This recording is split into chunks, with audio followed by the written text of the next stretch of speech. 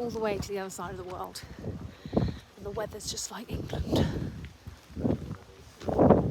I could be in England. Okay, let's look at some rocks. Right, so flash history of the timeline of Rapa Nui, so we're all on the same page. So far, the only evidence of human activity on the island goes from around 800 AD.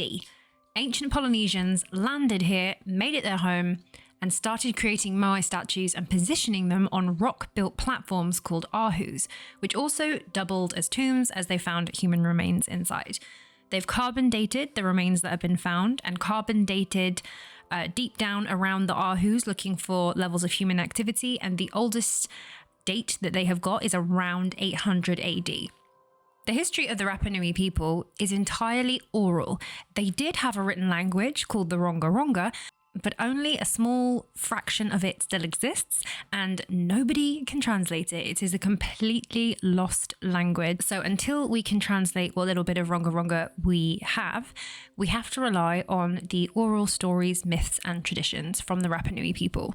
Originally, there were 7 tribes or 7 factions of the Rapa Nui people on arrival. Each took a separate area of the island. The 7 tribes then split into a further 18 over the centuries, and there was a lot of political issues, fights and wars between the different clans.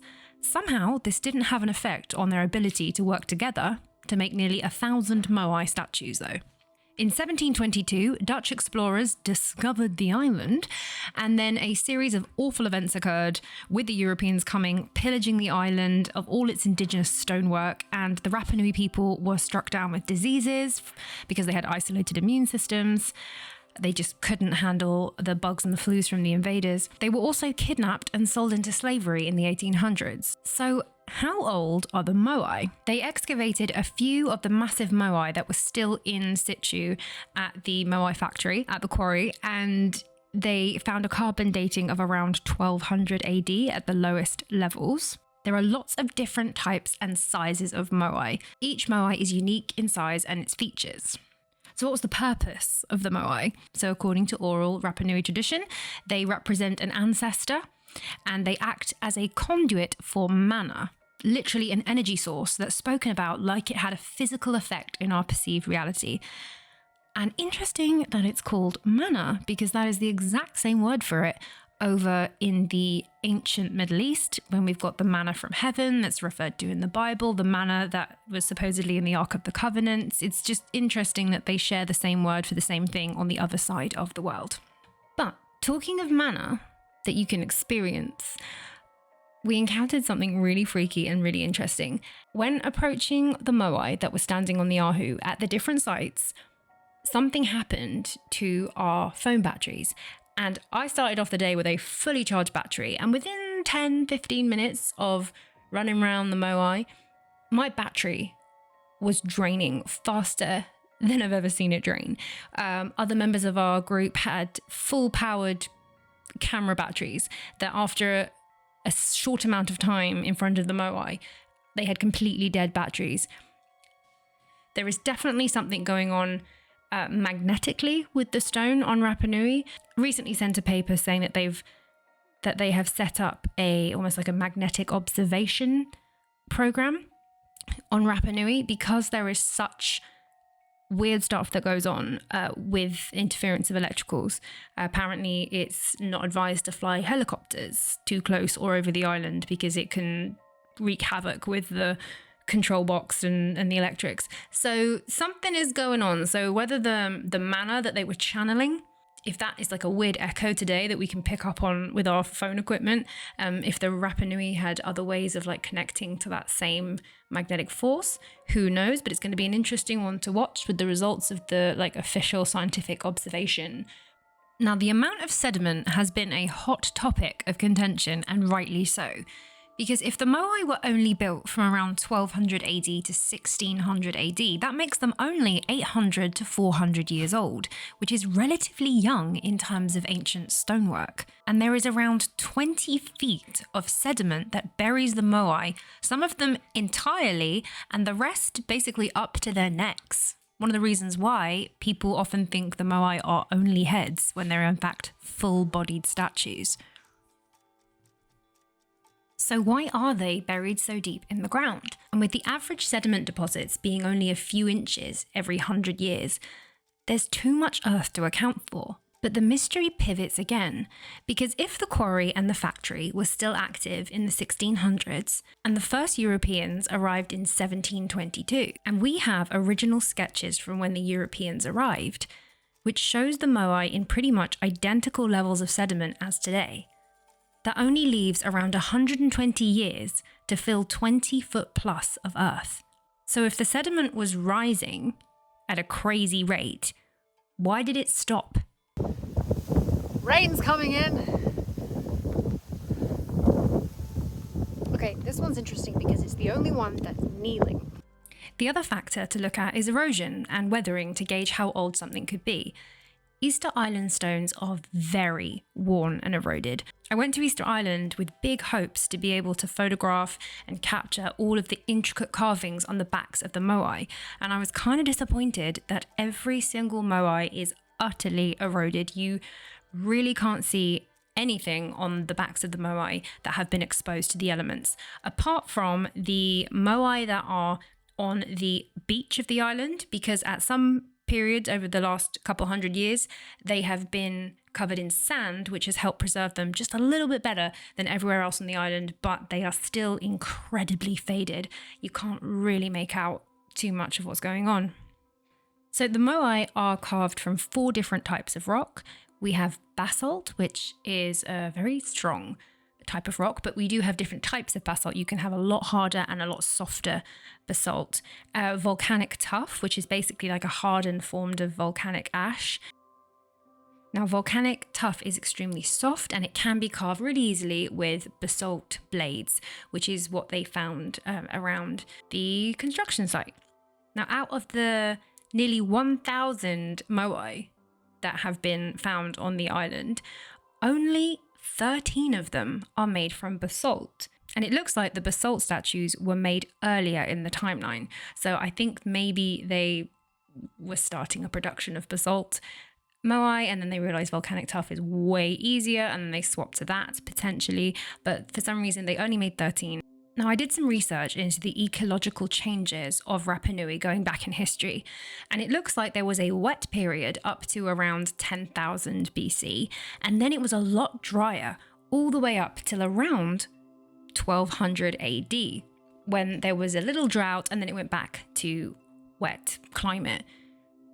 Now, the rate of erosion, because we've been able to photograph in the last 100 years, we can document how fast this stone is eroding. And it does look like it's eroding faster and faster. This photograph is from 1914, around 100 years ago, and it shows the worrying amount of erosion that's happened in such a short amount of time. So it is possible that the wetter climates in the last few hundred years is speeding up or warping the erosion timeline. Because look at the statues that were uncovered in the excavation and how pristine they are. I would imagine that there would be correlating lines of erosion that you could clearly see at every stage, but it's not. It's pristine from the neck down. I suspect that when the wet period came in, it may have caused a landslide off the top of the mountain sometime in the 1600s. Maybe that was also a factor that contributed to the stopped production of the Moai. They could have taken it as a sign to leave it alone, or they just physically, it was a danger zone. They didn't want to disturb the mountain anymore by digging any more out. I don't know, that's my speculation.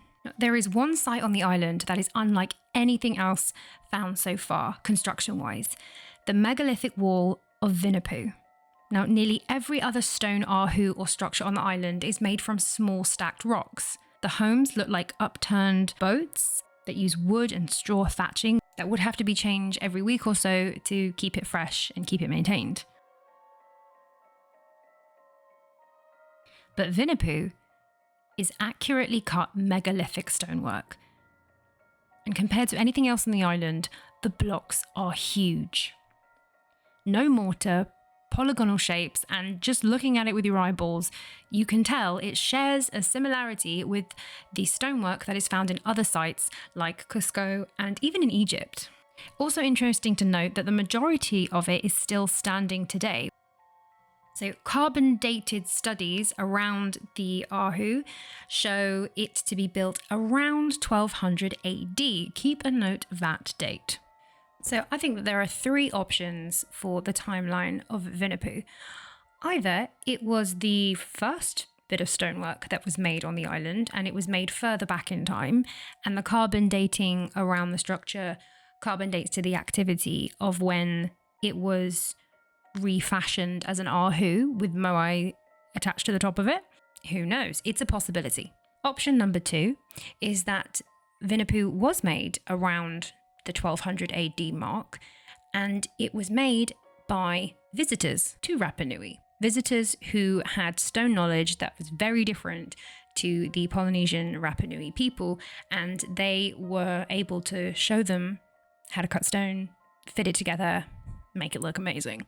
Our tour guide did mention that there is an oral story of visitors who arrived at Rapa Nui. He didn't say, there's no evidence to say that those visitors transferred any knowledge or that those visitors built Vinapu, but he did note that they have a myth of others arriving. And the third option is what one of our other tour guides said, that Vinapu is the final result of a long lineage of stonework from the Rapa Nui people on the island. And it is a final result of hundreds of years of progress and improvement. And this is sort of the final stonework that the Rapa Nui people could achieve. He believes that he can see like a linear line of progress from the early stuff to this. Although he did say the carbon dating put it at around 1200 AD. So there we are. I guess it's up to you which one you would like to believe. But hold that thought right there, because I think I have some more information that might help us decide which one to choose. So in the origin story myth of the Rapa Nui people, they originated from an island called Hiva that was going to be destroyed. Sometimes the myth is they were going to be invaded. And anyway, they had to leave. They had to evacuate the place of Hiva. And the tribe leader, the king at the time, sent out 7 scouts to the island of Rapa Nui to go and see whether or not it would be suitable for a new home. Whether or not they astral projected, whether or not it was a dream, or whether or not somebody told somebody had some sort of past knowledge that this place existed, they didn't find it by accident. It was actively scouted. So in a nutshell, the 7 tribe scouts found the island, thought it would be a good place to settle. The Rapa Nui people arrived, and the king, the leader king, sent back for a Moai statue. So somebody went back and retrieved a ready-made Moai statue from Hiva and brought it to Rapa Nui. And legend says that it was broken in an accident when they were trying to get it off the boat on its arrival. So then they had to work out how to recreate a Moai. Not only did they bring a Moai from the original island, they also bought this weird spherical megalithic stone that had odd magnetic properties, which you can find today. It's still in situ on the island. It is situated with 4 extra stones that mark north, south, east, west. And previously you were allowed to get a lot closer to the stone, and you could do a little tourist trick where if you let a compass near it, it would make the compass go nuts. But it was a very big, heavy spherical stone. There's nothing else like this on the island. It looks very similar to the random spheres that you can find in Costa Rica and even in Russia and all over the world. But this was very important to the native Rapa Nui people, that they brought it all the way across the Pacific Ocean for that reason. Interestingly, a paper was sent to me recently, which was all about a DNA test that they did on some old native Rapa Nui skeletons that were in a French museum. And the ancestry was really interesting because it showed that they had 90% ancient Polynesian DNA and 10% Native American.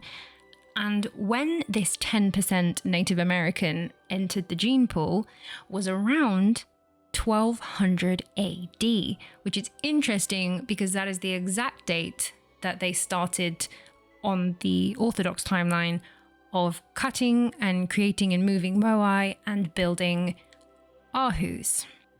And there is a few other things that could support the theory that native South Americans came to the island and intermixed with the culture, maybe shared knowledge, because Rapa Nui had sweet potatoes that were found to have come from South America. Also chickens that have some ancestral DNA with South America.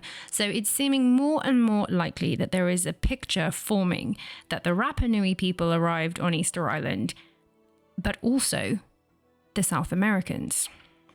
Now, this theory might align with one of the mythological stories that, as well as the 7 tribes that initially arrived on Rapa Nui, there is a story of 2 types of Rapa Nui citizens, the long ears and the short ears, 2 very distinct different types of people living on the island who apparently didn't like each other and were at war. There's no possible way. Which was more regular. It's a legend. The big It's a legend. polygonal ones with The weird. Polynesian was the first who arrived, and then in a special moment, another clan arrived after. After. The short ear were the original, tall, skinny and tall, and the long ear arrived after. Short people, the elongated ears, long and prominent and curved nose. Curved So nose. where you found such kind of people? South America.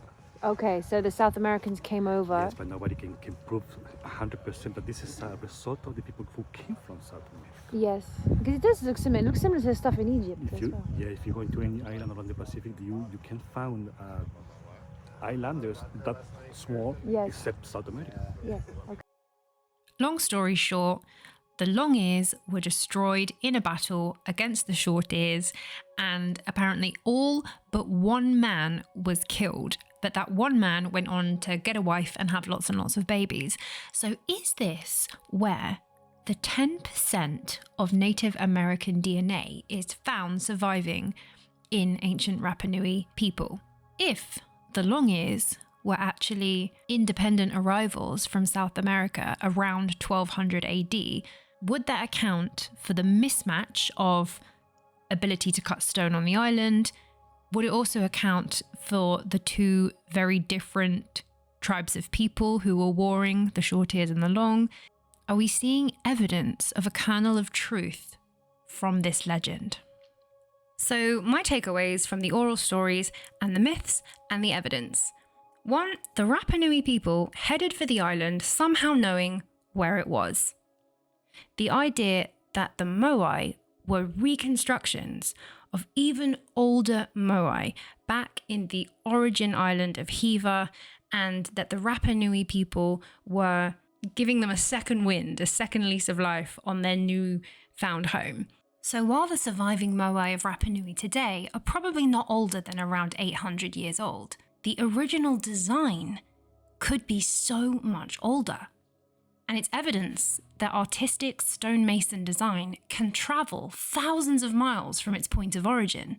It's possible that the Moai have some sort of artistic shared ancestor with other ancient stonework, which would account for why the Moai seem to share so many similar design elements with other ancient statues, from the carvings to the hand placement to the brows and the face. They were recreating an ancient design.